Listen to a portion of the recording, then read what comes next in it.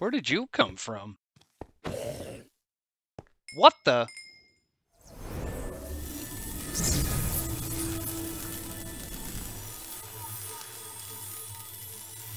Hello everyone, my name is Light, and this is a Minecraft Bedrock Addon video. On the menu today, folks, we have Renewable Sand. Let's get right into it.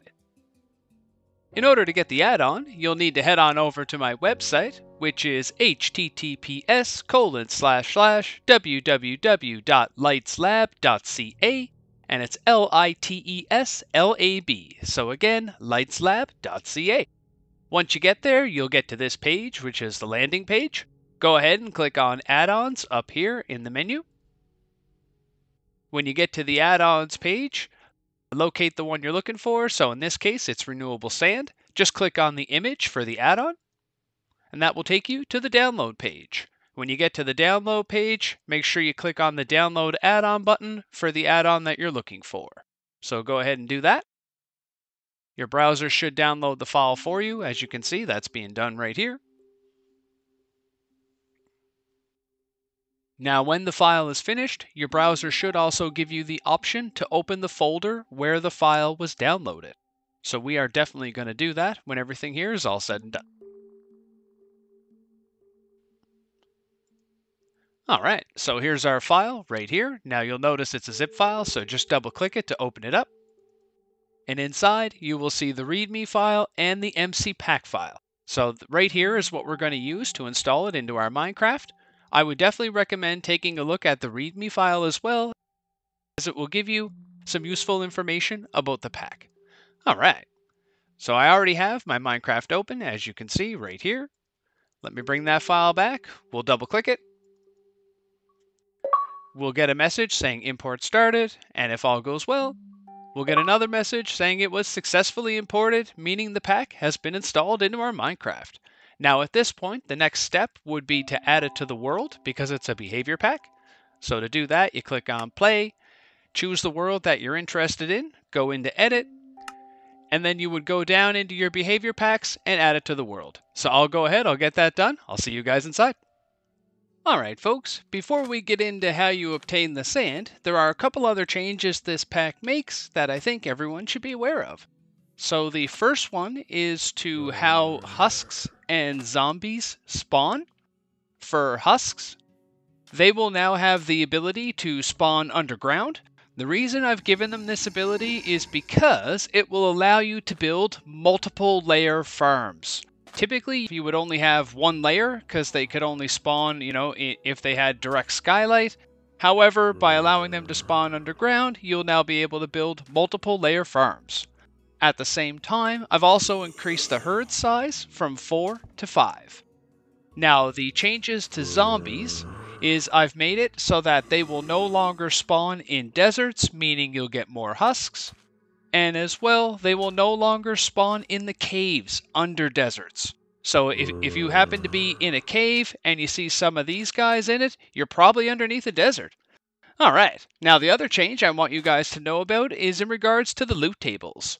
In current Minecraft, a husk uses the same loot table as a zombie. Well, in this pack, I've actually given the husk its own loot table. So there's no changes to the zombie loot table, that's all the same. The husk is, almost the same, except of course I've given the husk the ability to drop some sand. And you'll see what else it does when you guys get into using the pack. Alright, now that we have that out of the way, let's talk about how we can get the sand. So there are 3 ways you can obtain your sand. Number 1, of course, will be farming these guys. Now, if you're the type of person that likes to have a little bit of lore for their world, let's look at it like this. The desert's a pretty sandy place, right? These guys are in the desert all day, they have to deal with sandstorms, and they're getting coated in this stuff all the time. So wouldn't it make sense that when you killed them, they drop some of that? What do you think? That's how I'm going to incorporate it. Yeehaw! Alright. Now, they will be affected by looting as well, so if it's a player kill, you'll get a little more than if it's just a kill by, say, if you do fall damage or something to that effect. You will still get sand if you prefer to use fall damage for your kill system. Now, the second way that you can obtain sand is these guys over here. So yes, these guys already have the ability to sell us glass, which is typically why we go get sand.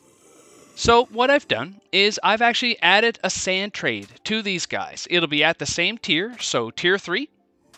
So if we take a look, I've already unlocked it in this guy. I don't have any emeralds on me, but if I did, we could buy 8 sand at a time, up to a stack at a time. So we could do this trade 8 times, giving us a full stack every time we do it. That's actually a little more than you get with the glass trade.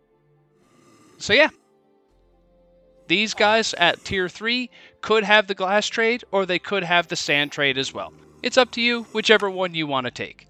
Alright, now for the third way, guys, I gotta go find a temple, so I'll meet you there in just a bit. And the third way you'll get a little more sand in this pack is through these, either desert temples, or at the same time, the houses in a desert village. If we go in here, we break out, this middle block. We go down to the bottom, if I can fit in, break the pressure plate, of course. When you're checking the chests, usually you would see a lot of rotten flesh in these guys. So rather than rotten flesh, let's see if we get a good one, you'll actually start seeing a little more sand, kind of like this. So it's not going to be every chest, but you'll notice that in some chests, you'll have a little more sand than you would usually get, and that replaces some of the rotten flesh that you normally wouldn't use. Yeehaw, folks, yeehaw! Well, now that I've told you how the pack works, the last question is how do you want to farm it? You definitely have options, and I want to throw in, as an extra special tip, if you install this pack and update the spawn rules in the desert so that it removes the zombies, at the same time, you could probably build a really good creeper farm here, guys. Creepers are pretty short, and husks are pretty tall. So, you could build a farm as long as it's, your platforms are less than 2 blocks, you build your standard creeper farm, you'll probably get a little more gunpowder. Yeehaw, folks, yeehaw! Now, with that being said, that's all I have time for today. Lights out!